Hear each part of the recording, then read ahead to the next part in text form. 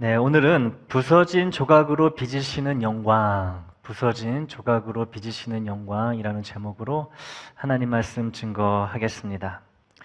오늘 우리가 함께 나눌 이야기는요, 성경에서 가장 복잡하고 또 가장 혼란스럽고 어쩌면 가장 불편한 가정에 대한 이야기일 수 있습니다. 바로 야곱의 가정 이야기입니다. 야곱에게는 두 아내가 있었습니다. 두 아내, 자매죠. 레아와 라헬이 있었고요. 또 두 명의 첩이 있었습니다. 그런데 이 문제가 뭐였냐면요. 이 야곱이 이 처가 아내가 두 명 있었는데 이 라헬만 사랑했다는 거예요. 이 라헬의 언니 되는 또 다른 아내 이 레아는 사실 사랑하지 않았어요. 마음이 없었습니다. 레아는 엄연히 야곱의 첫 번째 아내였음에도 불구하고 야곱의 사랑을 받지 못했습니다. 당연히 동생 라헬에 대한 질투가 시작되었습니다. 두 자매 사이에 경쟁이 시작되었다는 거예요. 그런데 이 질투로 인한 경쟁이 비정상적인 방향으로 점점 더 흘러가게 됩니다. 질투가 이런 거예요. 시기가 이런 거예요. 자, 야곱의 사랑을 독차지하고 있는 이 라헬은 자식이 없습니다. 그래서 라헬은 또 레아를 시기하고 질투합니다. 언니를 시기하고 질투해요. 언니는 동생을 질투하고 동생은 언니를 질투합니다. 그래서 이 라헬이 자신의 몸종 빌하를 이 빌하를 남편 야곱에게 줍니다. 자신의 몸종 빌하를 통해서라도 이 자녀를 갖고자 하는 이 여인의 마음이라고 할 수가 있겠죠. 근데 이게 질투심에서 유발이 된 거예요. 언니는 자식이 있는데 나는 없어. 내가 낳을 수 없다면 나의 몸종을 통해서라도 내가 자식을 얻으리라. 그런데 이에 질세라 언니 레아도 자신의 몸종 실바를 남편 야곱에게 줍니다. 그래서 총 이 4명의 여인이 이 한 남자 야곱을 두고 아이를 출산하는 이 경쟁에 들어가는 거예요. 심지어 이 라헬은 언니 레아의 아들이 가져온 합한 채를 얻기 위해 야곱과의 하룻밤을 거래합니다. 조금 있다가 이게 무슨 내용인지 좀 더 자세하게 나눌 것입니다. 여러분, 이게 드라마로 만든다면요, 막장 드라마입니다. 막장. 두 자매가 4명의 여인이 한 남자를 두고 아이를 낳으려고 더 많은 사랑을 독차지하려고 그리고 얻고 싶은 것을 얻기 위해서 남편을 언니에게 하룻밤 내 남편하고 보내라. 이런 일이 일어났다는 것이죠. 그럼 막장도 이런 막장이 없습니다. 근데 이게 성경에 기록되어 있다는 것이죠. 근데 여러분, 놀라운 사실이 있습니다. 바로 이 혼란스러운 이 가정에서 이스라엘의 근간인 12지파가 탄생했다는 사실이에요. 누가 이렇게 하신 거예요? 하나님이 그렇게 하신 거예요. 하나님의 이 언약 백성이 바로 복잡하고 상처투성이이고 막장 중에 막장인 이 가정에서 시작되었다는 것이지요. 놀라운 일입니다. 그렇지 않나요, 여러분? 오늘 우리가 함께 붙잡아야 할 말씀의 이 핵심 메시지는 이 엉망진창인 사람도 하나님이 포기하지 않으신다는 이 진리가 오늘 설교의 핵심 메시지가 됩니다. 오히려 그런 사람을 통해 하나님은 하나님의 가족을 세우신다는 거예요. 반듯하고 올곧고 흠잡을 데 없는 그런 사람을 통해 가지고 하나님의 거룩한 백성 나라를 세우신 것이 아니고 이처럼 엉망진창인 이 가족을 통해서 하나님의 거룩한 백성을 가족을 세우셨다는 거예요.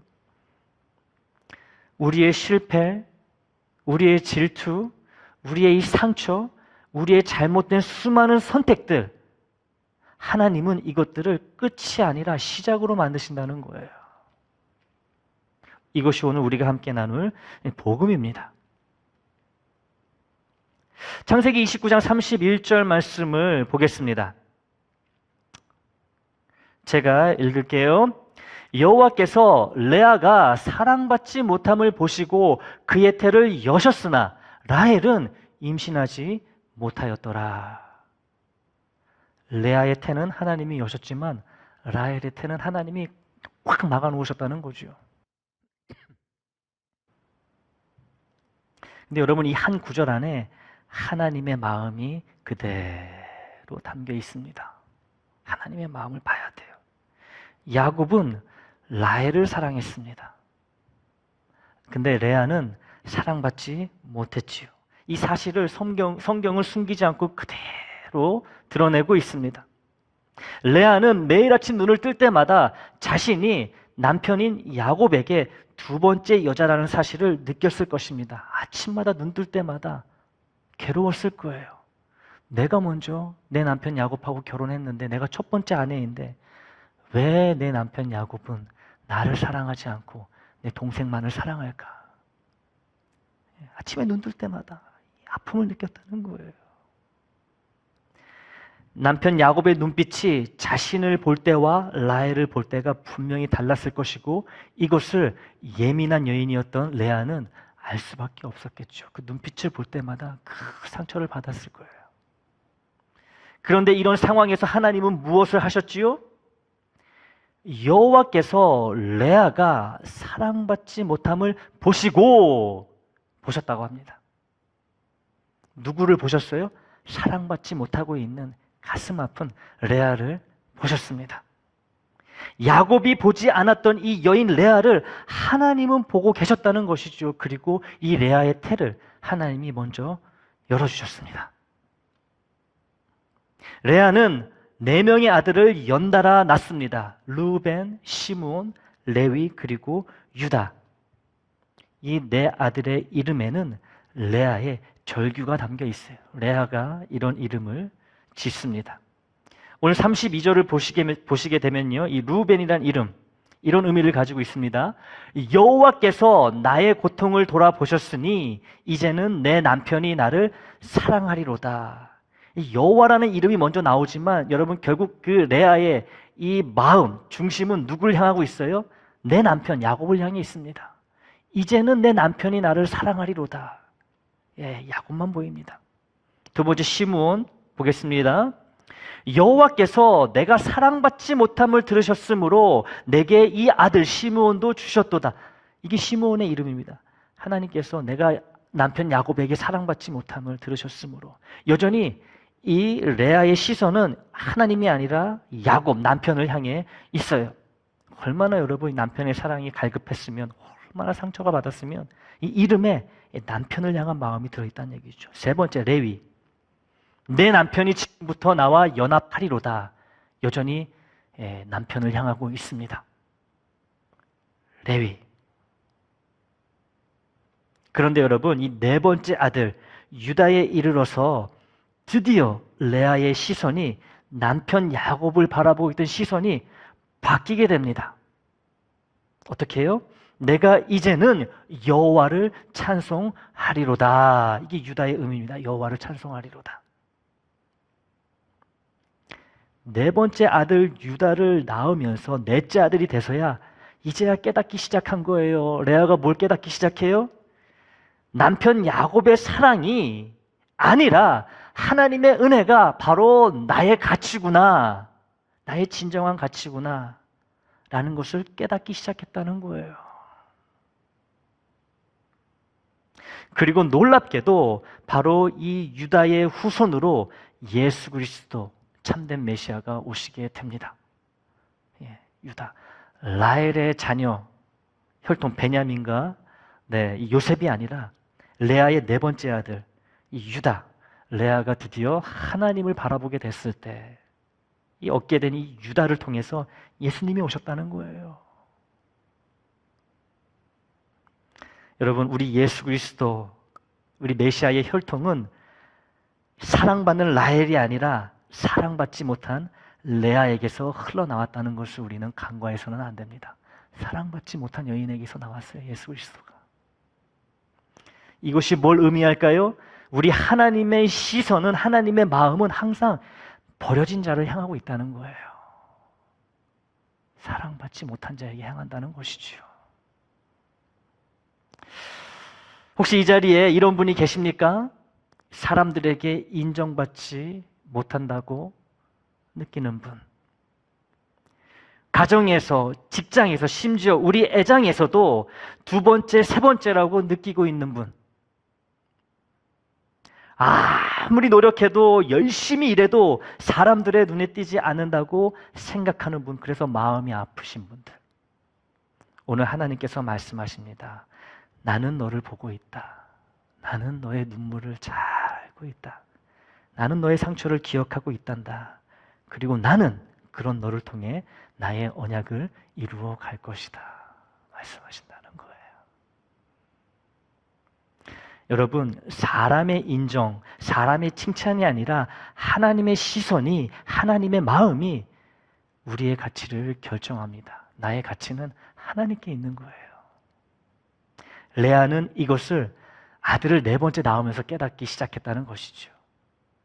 그리고 이것을 오늘 우리는 말씀을 통해 함께 배워야 합니다. 창세기 30장 1절을 보겠습니다. 라헬이 자기가 야곱에게서 아들을 낳지 못함을 보고 그의 언니를 시기하여 야곱에게 이르되 내게 자식을 낳게 하라. 그렇지 않으면 내가 죽겠노라.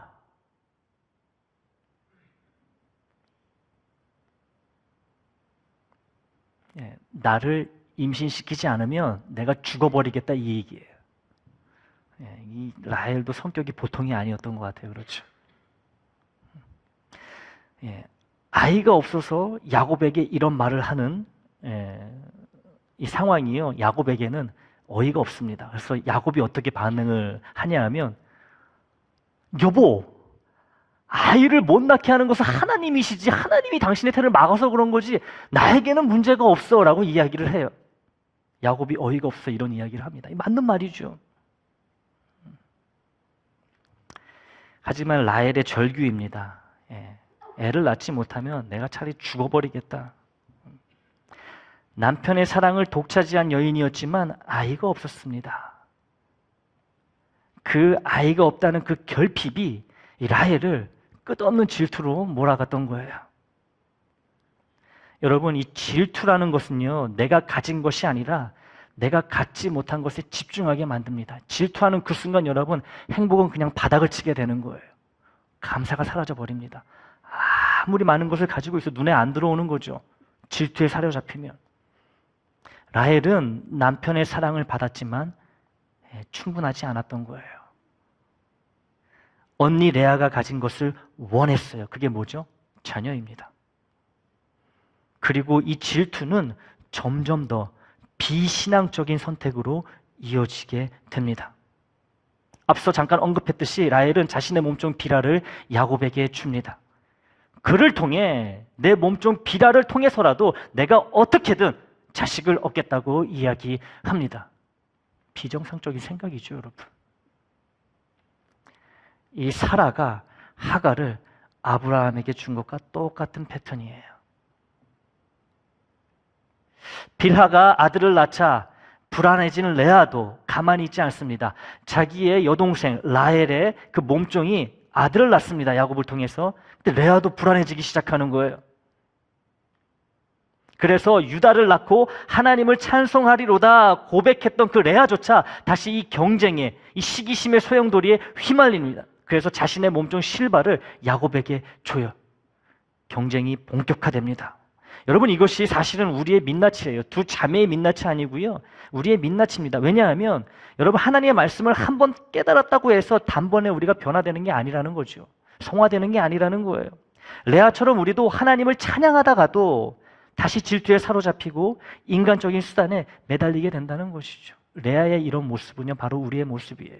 오늘 이 시간 은혜 받아도 1시간 뒤, 2시간 뒤에 다시 죄 가운데 머무는 게 우리의 모습 아니겠습니까? 그래서 끊임없이 여러분, 이 변화의 과정을, 성화의 과정은 겪어야 되는 거예요. 그게 신앙생활인 거고요. 여러분, 급기야 두 자매 사이에 이런 사태가 발생합니다. 이 레아의 첫 번째 아들 르우벤이 밀 추수 때에 합 한 채를 발견해서 어머니 레아에게 가져다 줍니다. 이 합 한 채, 합할 합, 기뻐할 환, 채소채. 그래서 이것을 이 합한 채를 있는 그대로 풀이하면 기쁨을 합하게 해주는 식물이라는 뜻이에요. 남녀가 함께 잠자리를 같이 하여 즐거움을 나눈다는 뜻을 내포하고 있습니다. 그래서 그 당시에는 이 합한 채를 먹으면 남녀 간의 사랑이 뜨거워지고 부부의 즐거움을 더해주는 약초라고 그렇게 여겨졌어요. 그래서 고대에는 이 식물을 임신을 돕는 약초, 일종의 자양강장제로 사용했습니다. 먹으면 이제 임신한다는, 아이를 갖게 된다는 그런 속설이 있었어요. 그것을 알게 된 라헬이 언니 레아에게 말합니다. 언니의 아들이 얻은 합한 채를 내게 주소서. 왜 달라 그러겠어요? 내가 먹고 나도 임신하고 싶다는 거예요. 나도 아들 낳고 싶다는 거죠. 레아가 이에 대답합니다. 동생에게. 네가 내 남편을 빼앗은 것이 작은 일이냐? 네가 내 아들의 합한 채도 빼앗고자 하느냐? 야곱도 뺏어가더니 내 아들이 가져온 이 귀한 것도 네가 뺏어가려고 하느냐? 언니가 안 주려고 합니다. 그렇겠죠. 왜 줍니까? 근데 이 라헬이 언니에게 이런 제안을 합니다. 그러면 언니의 아들이 가져온 합한 채를 나에게 주는 대신에 언니가 오늘 내 남편 야곱하고 동침해. 같이 자. 여러분 이게 무슨 상황입니까 이게? 이 대관절 무슨 일이에요 이게? 아내가 남편과의 하룻밤을 거래 대상으로 삼고 있어요. 여러분 죄송한 표현이지만 미친 거죠. 미친 겁니다. 라헬이 지금. 질투에 사로잡히니까 여러분 정상적인 사고를 못하는 거예요. 여러분 이렇게 질투는요. 사람과의 관계를 거래로 만들고요. 사람을 수단으로 보게 만들고요. 믿음을 조작해버립니다.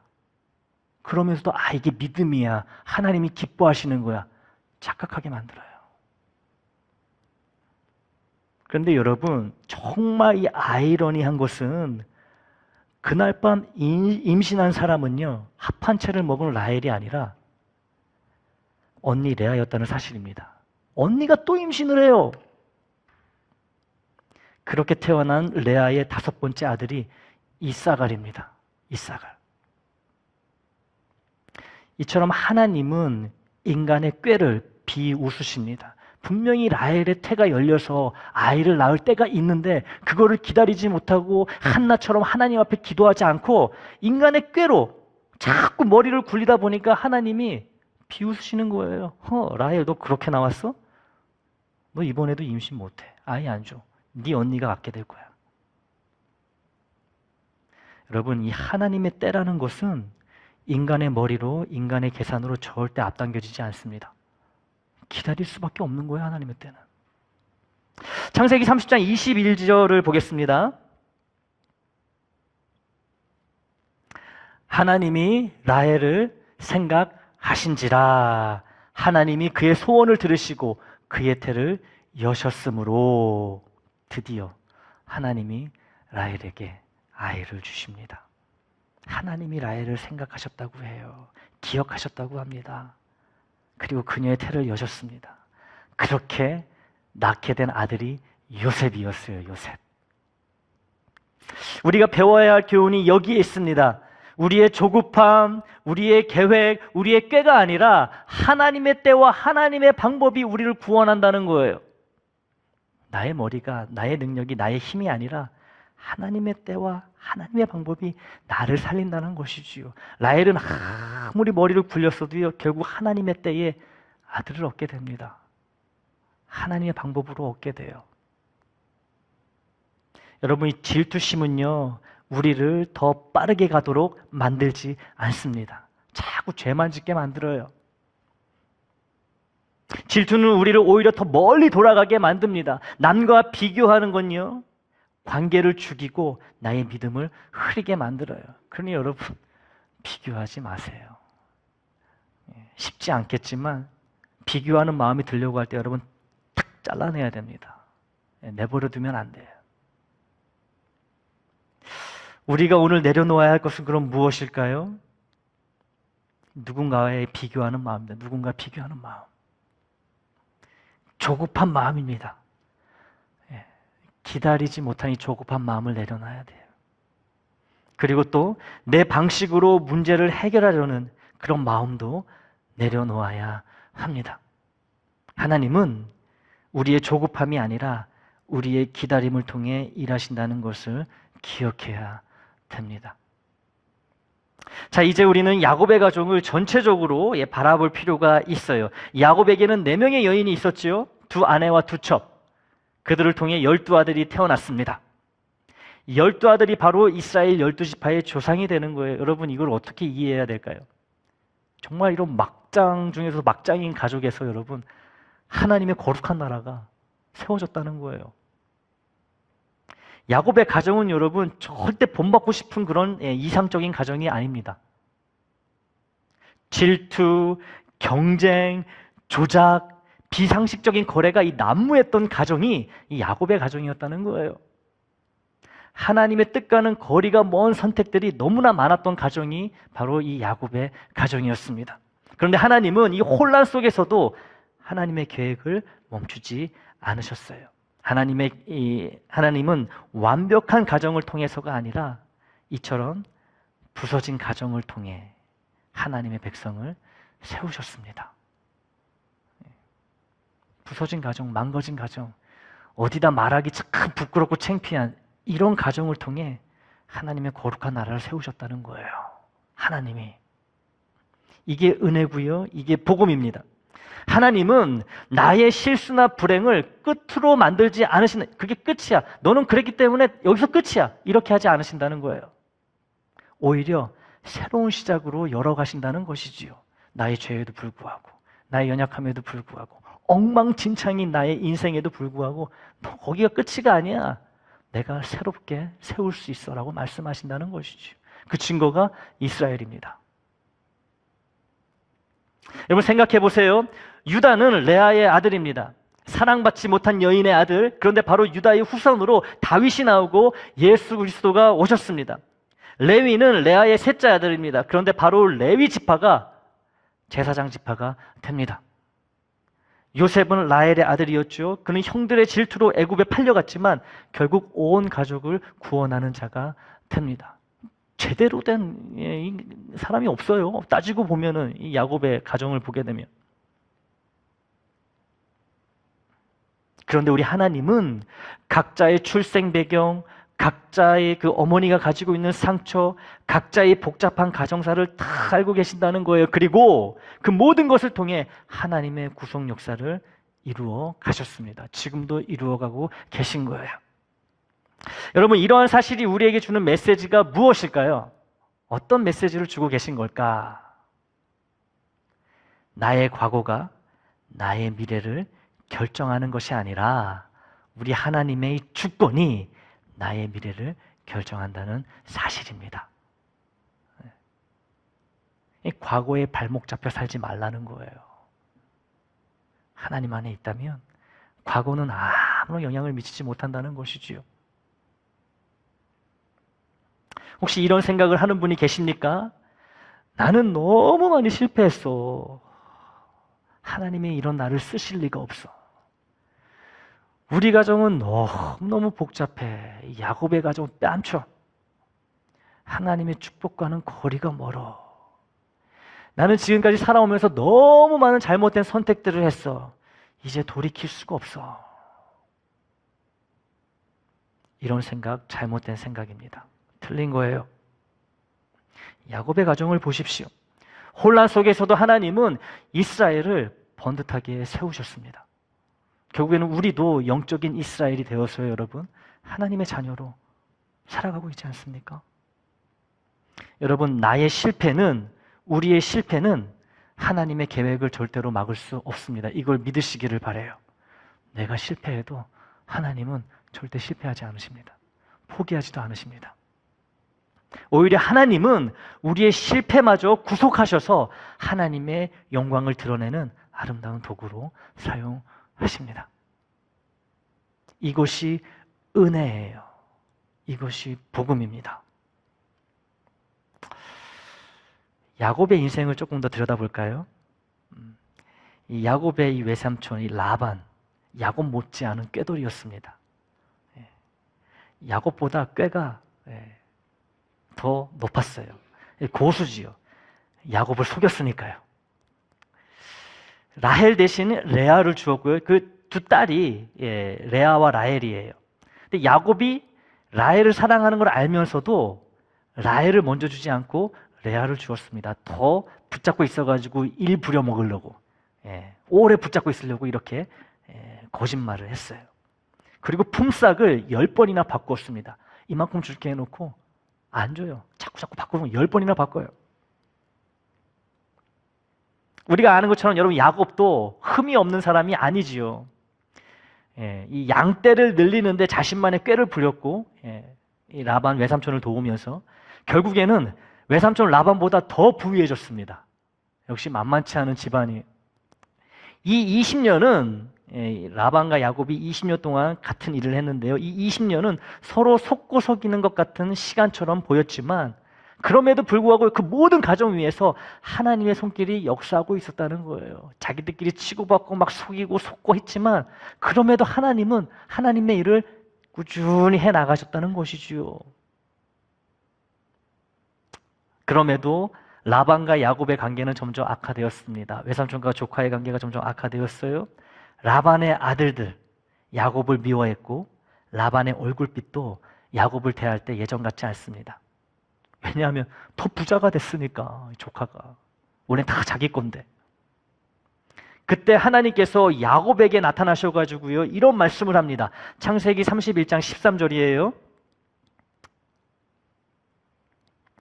나는 베델의 하나님이라. 네가 거기서 기둥에 기름을 붓고 거기서 내게 서원하였으니 지금 일어나 이곳을 떠나서 내 출생지로 돌아가라 하셨느니라. 아멘. 나는 베델의 하나님이라. 여러분, 이게 무슨 말일까요? 이 베델이 어떤 곳이죠? 야곱이 형 에서를 피해 도망치던 중에 하나님을 만난 곳이 베델이지요.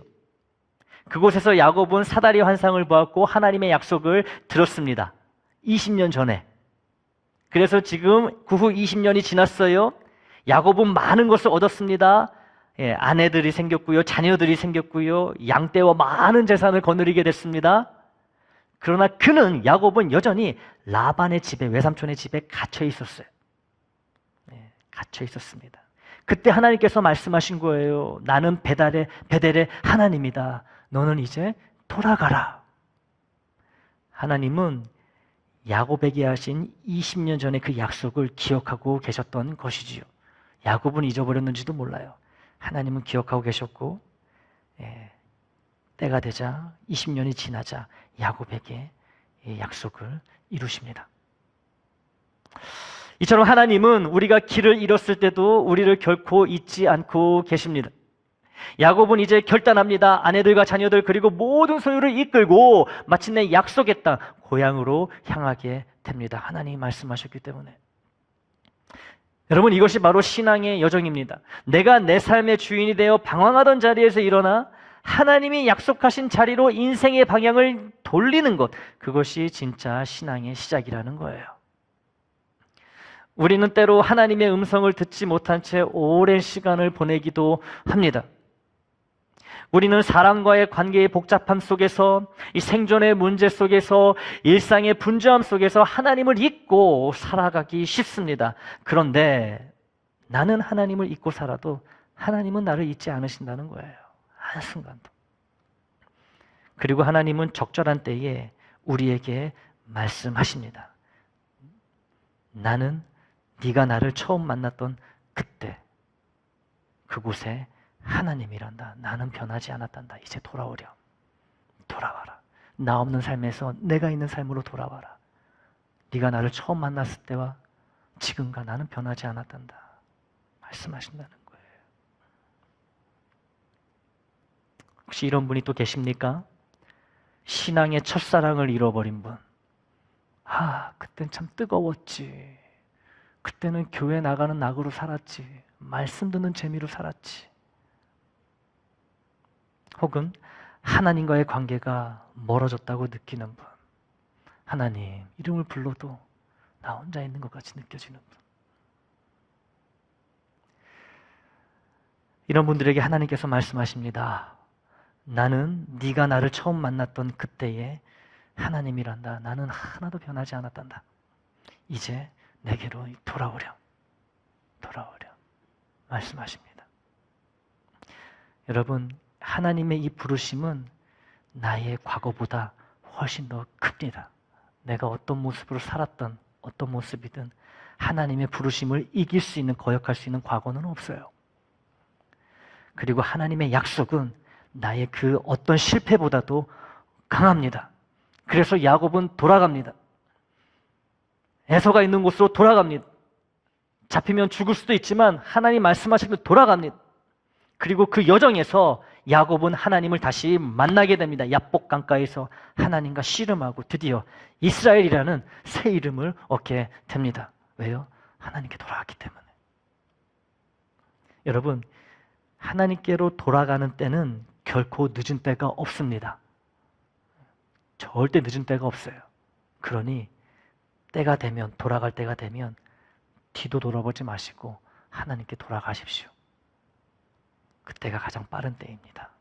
사랑하는 애장 식구 여러분, 오늘 우리는 야곱의 가정 이야기를 통해 하나님의 놀라운 은혜를 함께 나누었습니다.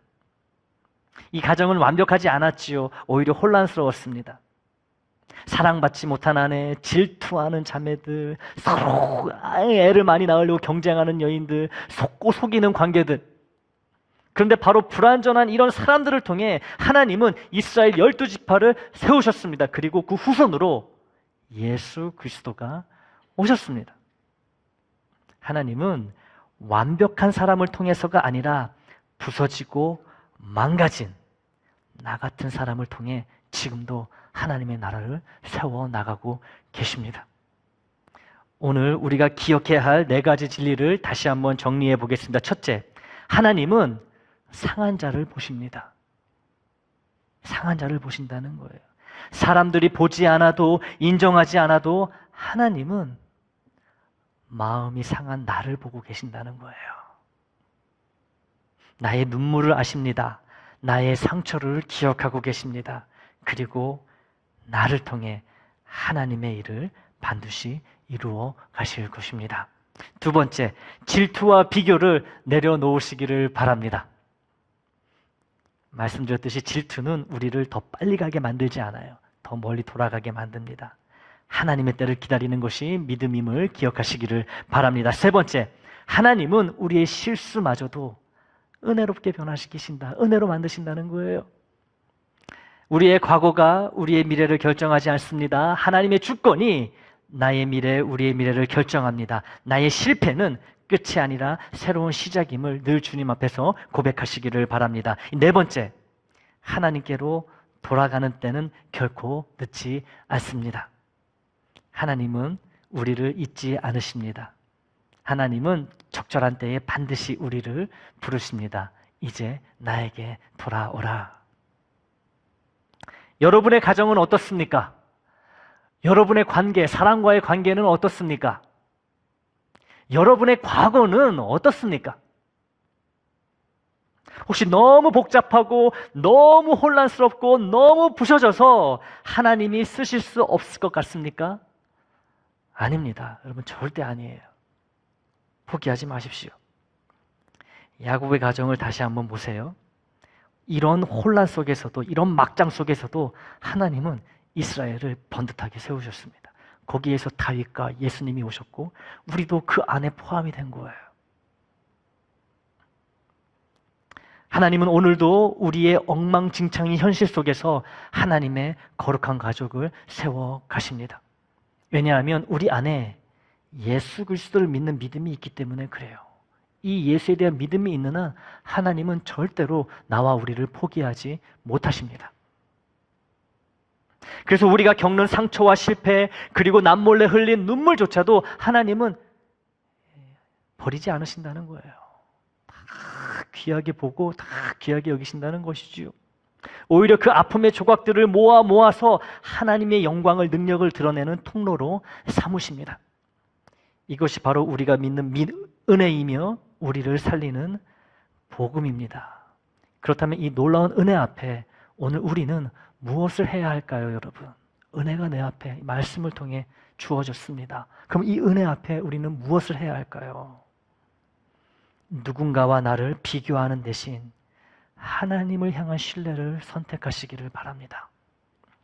내 힘으로 상황을 조작하려는 그 조급함을 내려놓고 하나님의 때를 잘 인내하며 기다리시기를 바랍니다. 절망의 끝에서 내 인생의, 내 삶의 주권을 온전히 주님께 맡겨 드리시기를 바랍니다. 그 은혜를 믿고 그 약속을 붙잡으며 오늘도 우리를 부르시는 그 음성에 성숙한 성품과 착한 행실로 응답하는 우리 모두가 되기를 주님의 이름으로 축원합니다.